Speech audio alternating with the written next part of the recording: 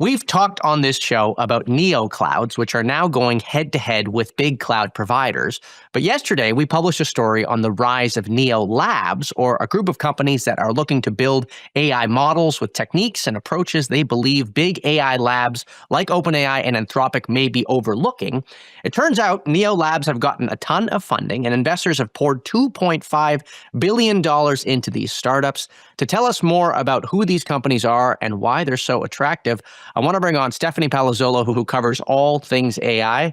Stephanie, welcome back to the show. It's great to see you. Hi, thanks for having me. So let's talk about Neo Labs. What is a Neo Lab? Let's define it, and then we'll get into the trends. Totally. And yes, apologies in advance because I feel like the fun thing about covering AI is they love to create new terms to confuse everyone. But essentially, neo labs are pretty simple. Basically, that term is kind of referring to this newer group of large AI labs that are not, OpenAI, Anthropic, Google, Meta, some of these more established labs. So these labs have kind of popped up over the last couple years, but we kind of noticed more recently that there's been a flurry of them that have gotten lots of investments from investors, in the last, say 3 to 6 months or so. And these labs say that they can, outmaneuver some of the bigger labs like OpenAI and Anthropic by really focusing on, either research areas or certain techniques that they feel like the larger labs are not paying enough attention to. And the interesting part here is some of these Neo Labs are actually founded by researchers. I mean, you talked in the story about the researcher founder dynamic that is popping up. Tell us a little bit about that. Totally. Yeah. I mean, this has been a very long running dynamic within the AI industry over the past couple years where you see researchers leaving more established labs like Google, Meta, and now even OpenAI, Anthropic, and xAI to basically start their own thing. And I think there's a couple of different reasons for that we've heard from, researchers, founders, and investors. I think first, a lot of these folks are coming up on kind of their, 2, 3, 4 year mark at these labs. And maybe a lot of their stock has kind of vested at this point, and they're seeing that there's limited financial upside from remaining at these companies. I think additionally, as these companies get larger, they're starting to look more like big tech companies. And so, a focus on commercial success and making profits, and maybe less openness to trying like more experimental approaches or research that might not pan out. And so some of these researchers are getting frustrated and they're thinking, if I can't do like my cool experimental research here at, OpenAI, xAI, Meta, why not go out and start my own lab to kind of focus on it? Is there any evidence that their approach is better or could have more potential than an OpenAI or an Anthropic? I mean, it's a little bit tough to tell so far just because, again, so many of these labs are so early that, a lot of them haven't even released a product or maybe have, publicly said just a couple sentences about what their approach is. So I think it's very hard to tell right now. But I mean, looking back, we can even say that like Anthropic was one of the original Neo labs because Hmm. its founders left OpenAI and they've obviously had a ton of success. And so I think these founders are hoping that, their research ideas will kind of pan out, but right now it's a little tough to see that happening just because OpenAI and Anthropic seem so far ahead and obviously are generating, billions of dollars in revenue. Give us a few examples of some of these Neo Labs that are popping up and who are raising money. You talked about them in your story. Yeah, so one that we've heard a lot about is called Humans and so this was founded by a very well-known XAI researcher.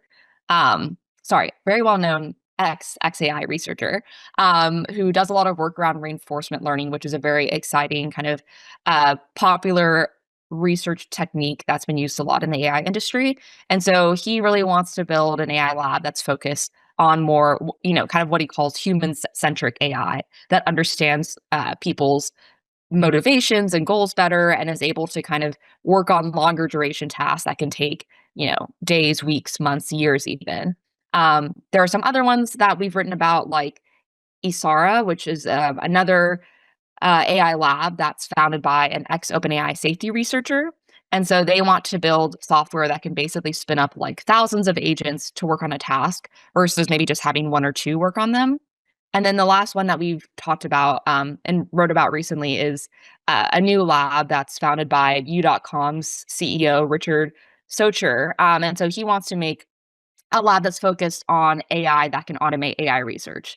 Hmm. And so it is a very, like, I guess, wide range of techniques. And I think these are all things that the big labs are working on to some extent. But I think these founders feel like having a lab that's, putting 100% of its energy into some of these techniques is a better use of their time. And, these companies are raising, in some cases, over $1 billion or at least hundreds of millions of dollars from investors to kind of work on these different ideas that they have. I guess the thing that I'm just really puzzled by, and maybe this is the founder dynamic, is that you've got to take a shot and go it on your own and have confidence you can do something special. The thing that puzzles me is, how do these neo labs think that they are going to compete with an OpenAI or with an Anthropic, who are in the billions of dollars of investments right now? This is an expensive pursuit. I guess it's, do you think they're going to stand a chance even? Yeah, I mean, that's a great question, and I think it's one that I definitely thought a lot about while I was writing this piece. I think part of the dynamic that's going on is, you know, we heard from some investors that have spoken to these founders that these founders are kind of thinking, right now VC money is flowing pretty easily. A lot of them actually think that a year from now the market might not be so open if there's some chance that the AI bubble might pop. And so I think their idea is like, you know, I might as well raise a couple million or even some cases hundreds of millions of dollars right now, like while I know the market is open, even if I don't really have a fully thought out plan versus risking waiting a year and then not having that money available to me.